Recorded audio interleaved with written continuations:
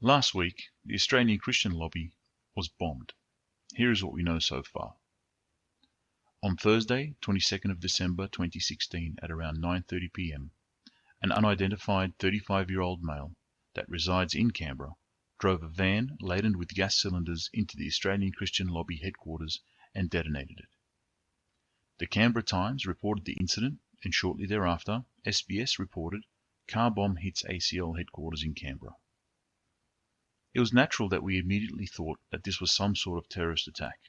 However, no more than some 15 hours later, police and the mainstream media were quick to let everybody know that this was not a terrorist attack and was not motivated by any political, ideological or religious reasons. The driver of the vehicle had ignited a number of gas cylinders that were located in the vehicle, causing the explosion, and which led to significant damage to the vehicle and also the building. Sometime later, the driver of the vehicle presented to the Canberra hospital suffering serious burn injuries. Police were able to interview the man for a short period of time whilst he was undergoing treatment.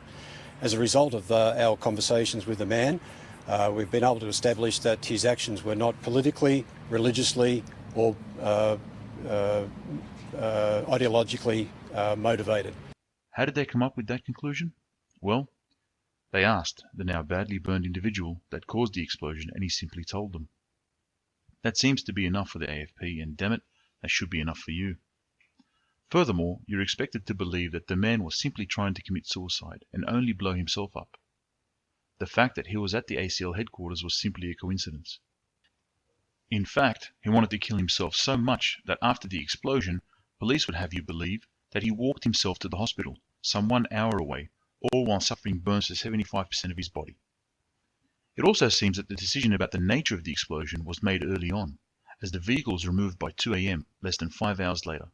Hardly enough time to put out the flames and load it on the back of a truck. Does that sound normal? You'd also be mistaken if you thought that the perpetrator is now being interrogated, with at least one arm handcuffed to the hospital bed to prevent escape.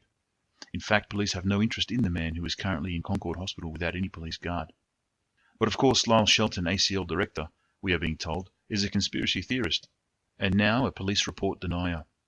As one newspaper puts it, refuses to retract claim van explosion directed at the Australian Christian lobby. You don't just drive around the corner here at 10 o'clock at night and park a van loaded with gas cylinders and then detonate it unless you're trying to send a message to the Australian Christian lobby. Well, I'm sure it's a message to intimidate us and to cause us to be silent in the public square, and that's something that we're not prepared to do.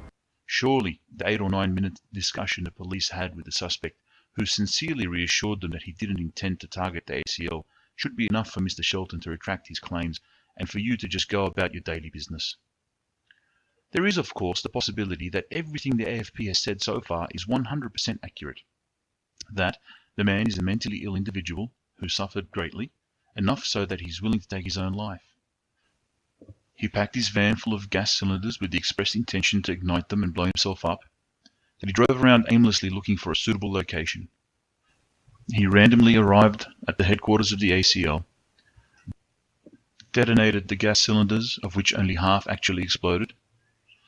He then had a change of heart and walked, badly injured with burns to 75% of his body, for over 1 hour to get to the nearest hospital. Police caught up with him there, where he was conscious enough to tell them that he was simply trying to kill himself. But the old adage that not only does justice have to be done, it has to be seen to be done, is extremely applicable here.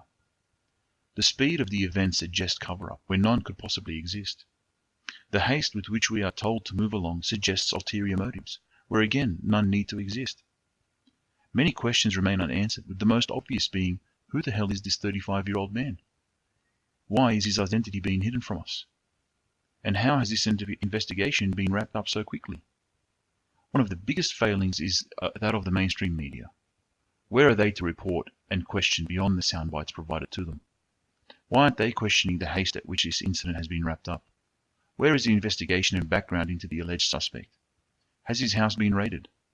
His internet history been downloaded and examined? Why are we the ones asking these questions?